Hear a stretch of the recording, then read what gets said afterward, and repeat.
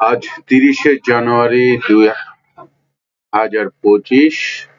আজকের share market পর্যালোচনা। তো প্রথমে আমরা ডিএসসি ইন্ডেক্সটা দেখি।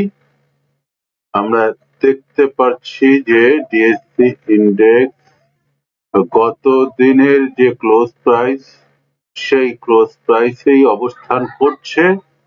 ভলিউম তুলনামূলক গত দিনের চেয়ে বেশি। এর ফলে আমরা এখান থেকে যে ইন্ডিকেশন পেতে পারি যে এই যে ইন্ডেক্স আজকে ক্লোজ হলো 5112.9 পয়েন্টে। এইখান থেকে আসলে ইন্ডেক্স পড়াটা খুব একটা সহজ হবে না। এইখানে এসে সেটব্যাক হয়েছে। সো এইটা এক ধরনের আশার সঞ্চার করছে। উইথ increased volume,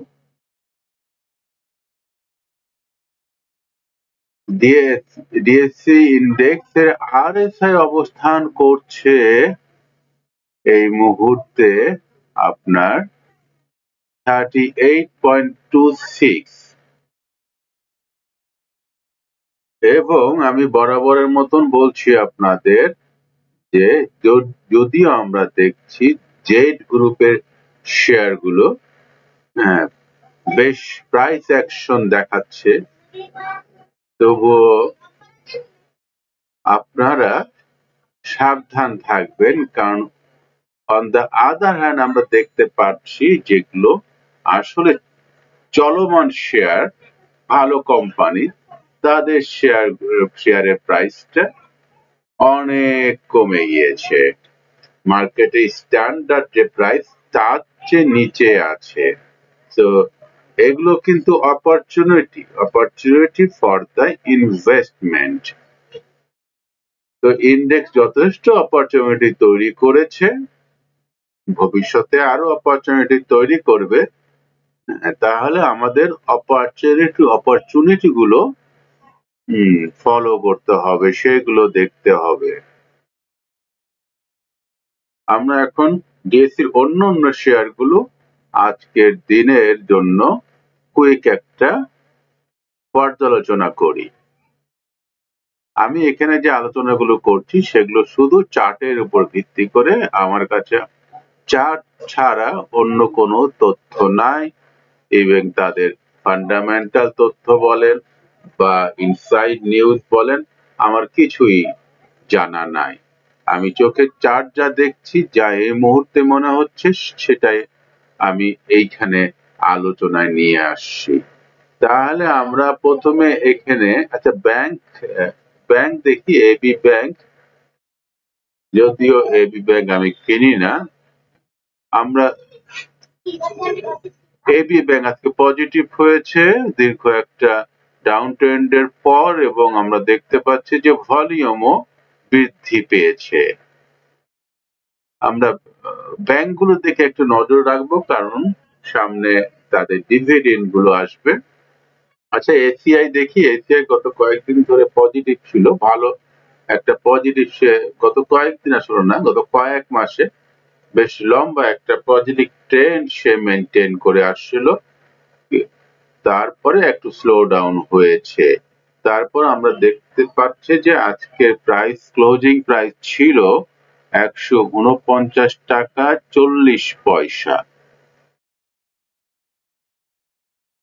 এবং দীর্ঘদিন ধরে এই রেঞ্জটা সে মেনটেন করছে। ওভারঅল এসিআই কিন্তু আপ ট্রেন্ডে আছে। এসিআই ফর্মুলেশন লিমিটেড আজকে প্রাইস ফল করেছে, প্রায় 2% এর মতন ফল করেছে। ভলিউম তেমন উল্লেখযোগ্য ভলিউম সে ক্রিয়েট করতে পারে নাই। আচ্ছা, এরপরে আমরা দেখি এডিএনটেল এ ক্যাটাগরি শেয়ার। ওকে, তো এডিএনটেল ওকে, গত 2 দিনে বড় ভলিউম ও বড় ফল করার পর আজকে কামব্যাক করেছে কিছুটা। তো ক্লোজিং প্রাইস হচ্ছে আপনার 90.3 টাকার আশেপাশে।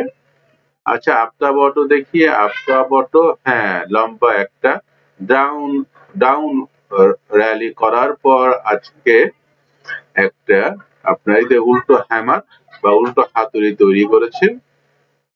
এই জায়গাটাতে কামব্যাক করলেও করতে পারে, আগামী দিন পজিটিভ হতে পারে, হওয়ার সম্ভাবনা আছে। কারণ এই জায়গাটা ছোট একটা সাপোর্ট হিসাবে কাজ করছে এই প্রাইস রেঞ্জটা, যেটা হচ্ছে যে 35 প্রাইস রেঞ্জ। আচ্ছা, আমরা এরপরে হ্যাঁ এইটা বলে গতকাল বলেছিলাম যে এই প্রাইসটা বৃদ্ধি পাওয়ার সম্ভাবনা আছে এবং ট্রেন্ড চেঞ্জ হওয়ার একটা সম্ভাবনা ক্রিয়েট হয়েছে এই মিউচুয়াল ফান্ডের জন্য। এবং আমরা তাই দেখছি যে আজকে গতকালকে একটা হিউজ ভলিউম ক্রিয়েট হয়েছিল এবং সেটা 60 টাকায় ক্লোজ করেছিল আমাদের এই মিউচুয়াল ফান্ডটাকে। এবং আজকে দেখছি আজকেও প্রায় 60 টাকা 3 পয়সা পর্যন্ত হাইয়েস্ট উঠেছিল এবং 60 টাকা 2 পয়সা এসে ক্লোজ হয়েছে। এবং ওকে, ভলিউম খুব একটা বেশি নাই, এই জন্য খুব একটা এই জায়গায় এই মুহূর্তে আশাবাদী হওয়া যাচ্ছে না। যদি ভলিউম ক্রিয়েট হয় তাহলে আগামীকাল এটার আমরা প্রাইস অ্যাকশন মুভমেন্ট দেখতে পারবো, আর না হলে হয়তো এই 60 টাকার আশেপাশেই থাকবে।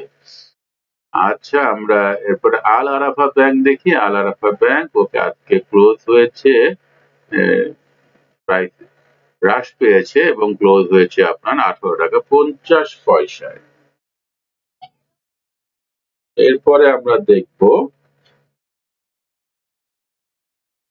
ফার্মা দেখি। আম্বি ফার্মা ওই প্রাইস রেঞ্জটাই ফলো করছে, তেমন কোনো উল্লেখ করার মতন এখানে আমি দেখছি না। তারপরে আমি চলে যাই, আমি আসলে র্যান্ডমলি পিক করছি।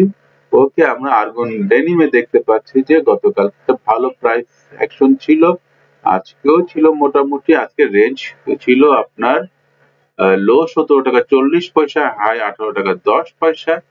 তো আমরা মোটামুটি ভালো একটা সুইং দেখতে পাচ্ছি এবং প্রাইস এসে একটা ভালো পজিটিভ ট্রেন্ড তৈরি করা প্রারম্ভিক অবস্থায় আছে, এখান থেকে হতেও পারে। আজকে প্রাইস ফল করেছে, যদিও আজকে কত পার্সেন্ট, -1.68% ফল করেছে প্রাইস। ওকে, তারপরে আমরা টেক্সটাইল গুলো ইপিএস ভালো আসতে পারে, এই সম্ভাবনাকে মাথায় রেখে টেক্সটাইল গুলো মুভ করছে।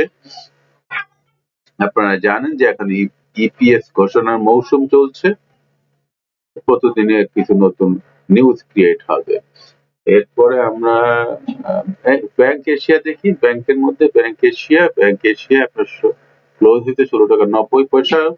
ওকে, ট্রেন্ডে উল্লেখ করার মতন তেমন কিছু দেখছি না। বাটা শু আজকে বৃদ্ধি পেয়েছে, কামব্যাক করেছে লম্বা কয়েকদিন ফল করার পর এবং কামব্যাক করেছে 2.14% বৃদ্ধি পেয়েছে। ওকে, ভলিউম কিন্তু খুব একটা সিগনিফিকেন্ট ভলিউম সে ক্রিয়েট করতে পারেনি। ব্যাট বিসি গতকালকে প্রাইস বৃদ্ধি পেয়েছিল, আজকে প্রাইস বৃদ্ধি পেয়েছে, কিন্তু ভলিউম আসলে নাই এবং ট্রেন্ডটা আসলে পজিটিভ ট্রেন্ড বলা যাবে না। এবং যে ধরনের সে একটা ক্যান্ডেল স্টিক তৈরি করেছে, এটা ইন্ডিকেট করে যে আগামী দিনগুলোতে প্রাইস ডাউন ট্রেন্ডে কন্টিনিউ করবে। ওকে, এরপরে বিবিএস উল্লেখ করার মতো তেমন কিছু নাই, ডাউন ট্রেন্ড কন্টিনিউ করছে। বিডি অটোকার ওকে, একটা জাম্পের পর সে তারা এই লেভেলটাই মেনটেন করছে, লেভেলটা হচ্ছে 90 টাকার আশেপাশে। এরপরে আমরা দেখি বিডিকম আজকে তার ওকে প্রাইস ফল করছে, বিডিকমের ফল করেছে, কিন্তু ওই রেঞ্জের মধ্যে আছে, খুব একটা বেশি পার্থক্য সৃষ্টি হয় নাই। এরপরে আমরা চলে যাই আপনার ব্যাংক গুলো কিন্তু সব গ্রিন ক্যান্ডেল তৈরি করেছে আমরা দেখতে পাচ্ছি মোটামুটি, এবং ব্র্যাক ব্যাংক কিন্তু মনে হচ্ছে যে সে একটা আপ ট্রেন্ড তৈরি করতে যাচ্ছে, মোটামুটি সে একটা কনফার্মেশন ক্রিয়েট করেছে। এরপর আমরা বিএসএম স্টিল আসলে তার এই বলিঙ্গার ব্যান্ডের আপার ব্যান্ড সে ক্রস করতে পারলো না, অনেকদিন চেষ্টা করতে সেখান থেকে নেমে আসছে। অতএব এই জায়গাটাতে আশাবাদী হওয়া যাচ্ছে না। বেক্স ফার্মা সে তার বলিঙ্গার ব্যান্ডের ডাউন লোয়ার ব্যান্ড ধরে সে কন্টিনিউ করছে, 75 এর আশেপাশে প্রাইসটা থাকছে। হ্যাঁ, আজকে যদিও দেখাচ্ছে সামান্য প্রাইস বৃদ্ধি পেয়েছে, এছাড়া ট্রেন্ড বলা যায় যে নেগেটিভ ট্রেন্ড সে কন্টিনিউ করছে। এরপরে আমরা চলে যাই খুব দ্রুত আপনার ওকে ড্যাফোডিলটা দেখে ফেলি। ড্যাফোডিল ওকে নেগেটিভ ট্রেন্ড কন্টিনিউ করছে। এরপরে আমরা নেক্সট শেয়ার এই একটা মিউচুয়াল ফান্ড দেখি, এই একই প্রাইসে আছে, 3 টাকা 10 পয়সা, 3 টাকার আশেপাশে। এক্সিম ব্যাংক আজকে একটু প্রাইস দীর্ঘদিন ফল করার পর আজকে গ্রিন হয়েছে, সামান্য ভলিউম তেমন নাই, অতএব ওই 6 টাকা 50 পয়সা 6 টাকার 60 পয়সার আশেপাশেই থাকবে। এরপরে ফেক ডিল দেখি। ফেক ডিল আজকে বড় একটা প্রাইস অ্যাকশন তৈরি করেছে, সেটা আমরা দেখতে পাচ্ছি যে আপনার 20 টাকা 40 পয়সা থেকে 18 টাকা 60 পয়সা, প্রায় আপনার 2 টাকার মতন একটা সুইং সে আজকে দেখিয়েছে ফেক ডিল। এবং ফেক ডিলের আমরা দেখতে পাচ্ছি যে এই ফেক ডিল, আর্গন ডেনিম এগুলো একটা প্রাইস অ্যাকশন তৈরি করার চেষ্টা করছে, এগুলো আমরা আমাদের ওয়াচ লিস্টে রাখতে পারি। তারপরে আমরা দেখি এবং এগুলো ভালো শেয়ার, তারা নিয়মিত ডিভিডেন্ড দেয়, তাদের ইপিএস গ্রোথ আছে। তো আপনারা এই শেয়ারগুলো দিয়ে খেয়াল রাখবেন। জেড আপনারা দেখবেন মুভ করবে, কিন্তু জেড তো আসলে কোনো কোম্পানি না, যে কোম্পানির কোনো ডিভিডেন্ড নাই, যে কোম্পানি বন্ধ, সেই কোম্পানি আপনি কেন কিনবেন? এটা তো আসলে কোনো সুস্থ ব্যক্তির পক্ষে চিন্তা করাটা কি স্বাভাবিক বিষয়? আমরা জিপি দেখি, জিপি তার ট্রেন্ড আসলে সে ধরে রাখার চেষ্টা করছে, slow up trend. GP news উপর ডিপেন্ড করবে। তারপরে কোম্পানিগুলো কিন্তু বছরে 2 বার করে ডিভিডেন্ড দেয়, এটা একটা ভালো দিক। তারপরে আমরা চলে যাই, তারপরে শেয়ার আমরা ডিসকাস করব, আমি র্যান্ডমলি পিক করছি। এরপর আমি ইসলামী ব্যাংকটা দেখি। ইসলামী ব্যাংক আজকে পজিটিভ হইতে দীর্ঘদিন পর, তো এইটাও একটা আসলে মার্কেটের জন্য একটা ভালো ইন্ডিকেশন। ফান্ডামেন্টাল শেয়ার গুলো যখন পজিটিভ হবে তখন আপনার আসলে ইন্ডেক্সে তার প্রভাব আমরা দেখতে পারবো। এরপরে দেখেন যমুনা ব্যাংক, সেটাও আজকে পজিটিভ হয়েছে। তো ব্যাংকগুলো সামান্য পজিটিভ দিয়ে আসলে আজকে মার্কেট ক্লোজ করেছে। এরপর আমরা লাফার সুরমা নেগেটিভ তার কন্টিনিউ করছে, লাফার সুরমা। ওকে, তারপর লিন্ডে বিডি দেখি আমরা। লিন্ডে বিডির ব্যান্ডটা অনেক ছোট হয়ে আসছে, তার ব্যান্ড যখন ছোট হয়ে আসে সেখান থেকে একটা ব্রেক আউট হওয়ার সম্ভাবনা থাকে, সেটা আপ হতে পারে অথবা ডাউনও হতে পারে। তো নিশ্চিত করে কিছু বলা যাবে না। দীর্ঘদিন ধরে এই প্রাইস রেঞ্জটা সে মেনটেন করে আসতেছিল কয়েক মাস ধরে, এবং তার যে ব্যান্ড একদম ছোট হয়ে গিয়েছে।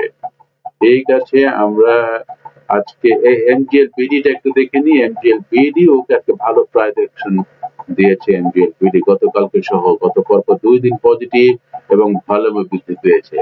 ঠিক আছে, আজকে এই পর্যন্ত।